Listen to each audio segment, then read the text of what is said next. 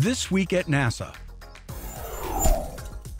NASA's new Aquarius instrument has produced its first global map of the salinity, or saltiness, of Earth's ocean surface. Variations in surface salinity are linked to the cycling of fresh water around the planet, affecting ocean circulation and the Earth's climate. Close to 25 or 30% of the surface of the ocean has never even been observed. In other words, we have no salinity samples at all from parts of the world, particularly in the southern hemisphere, in the South Pacific and the South Atlantic and southern Indian Oceans. So there's a big data gap. The new map is a composite of the first 2.5 weeks of data gathered since Aquarius became operational on August 25th. It demonstrates Aquarius's ability to detect and clearly display large-scale salinity distribution features. This is one of the neat things about venturing off into space, is that we have another knob that we can experiment with. It's called a gravity knob. 3 future residents of the International Space Station discussed their upcoming Expedition 30 and 31 missions with media at the Johnson Space Center. NASA astronaut Don Pettit, Russian cosmonaut Oleg Kononenko, and European Space Agency astronaut Andrei Kuipers are set to launch to the station aboard a Soyuz spacecraft in December. Space station is so complicated. We need all these folks on the ground that can tell you what this screw did and what that terminal does and what kind of fluid is flowing in that pipe that happens to be leaking out. Between our crew on station and working with the ground, we'll be able to tackle almost any kind of repair function that needs to be done. Pettit, Kononenko, and Kuipers will join NASA astronaut Dan Burbank and Russian cosmonauts Anton Shkaplerov and Anatoly Ivanishin. They'll have journeyed to the orbiting laboratory in mid-November. It's a thing that flies up into the stratosphere and takes infrared pictures of the galaxy. NASA's Stratospheric Observatory for Infrared Astronomy, SOFIA, visited Andrews Air Force Base outside Washington.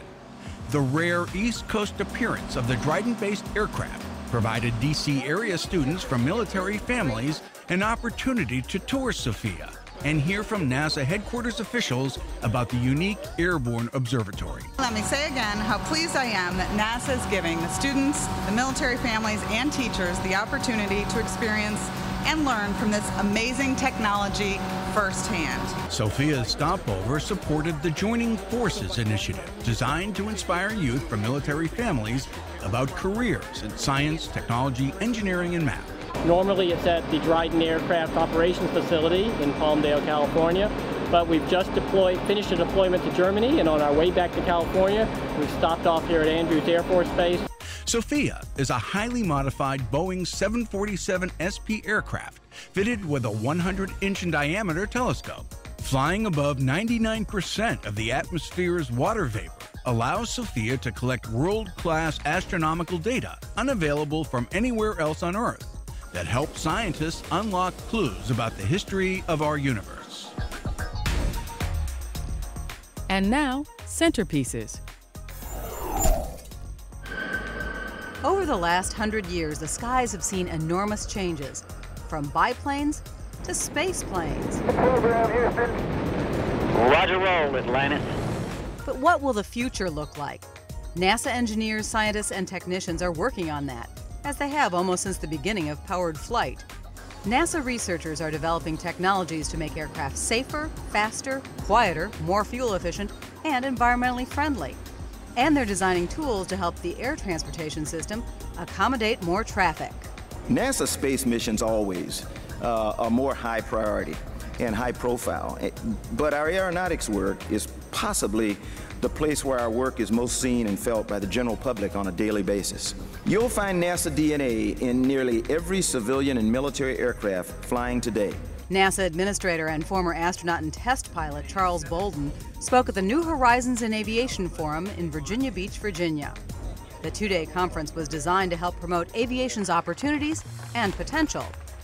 After Bolden's speech, a university student asked how NASA and the aerospace industry can compete with higher-paying software jobs. In NASA, I can compete with anybody because I do the coolest stuff.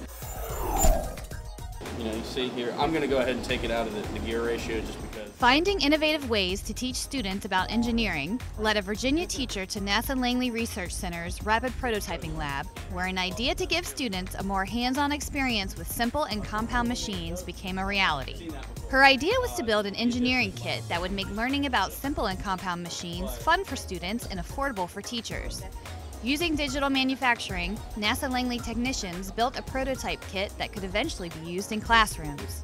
What we were tasked to do was create a kit that was able to be highly modular and inexpensive as a prototype to be able to compactly put all 6 simple machines together and be able to interchange them as the age group for the elementary schoolers that we were designing this for would be able to experiment with.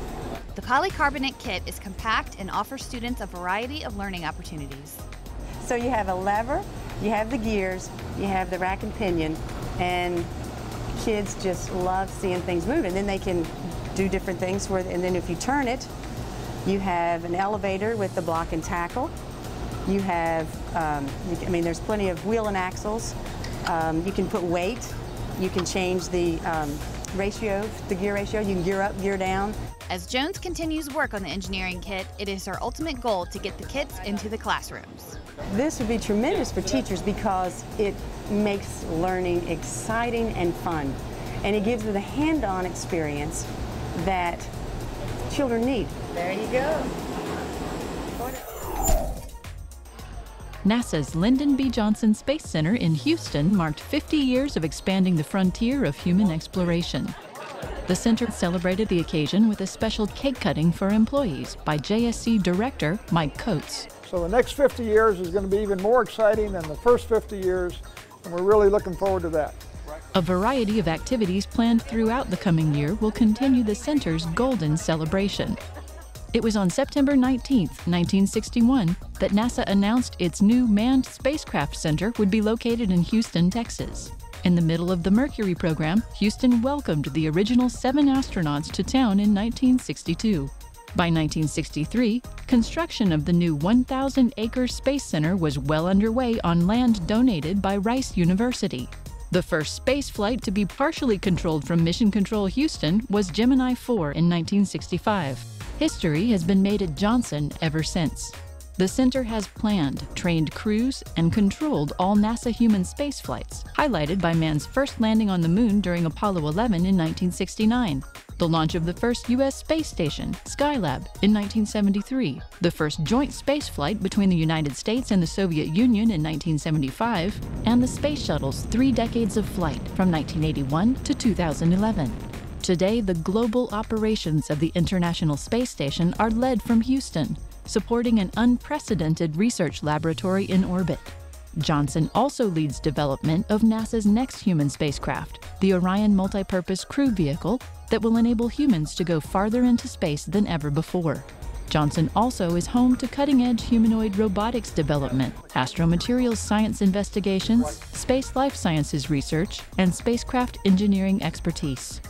50 years and counting at the top of human achievement, and the next 50 will go even farther and faster into the unknown. Happy birthday, JSC.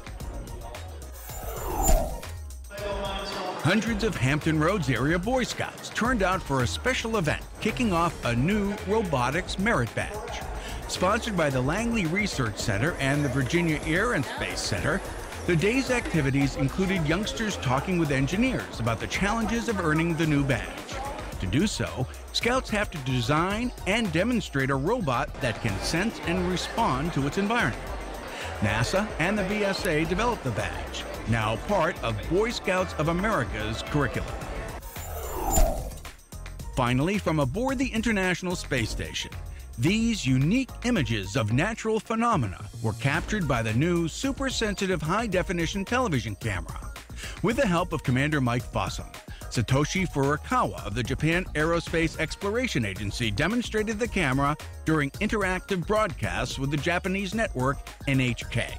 Also from the complex, Fossum and Furukawa spoke with famed anthropologist and environmentalist Dr. Jane Goodall. Goodall has been celebrated around the world for the groundbreaking research she gathered living among chimpanzees.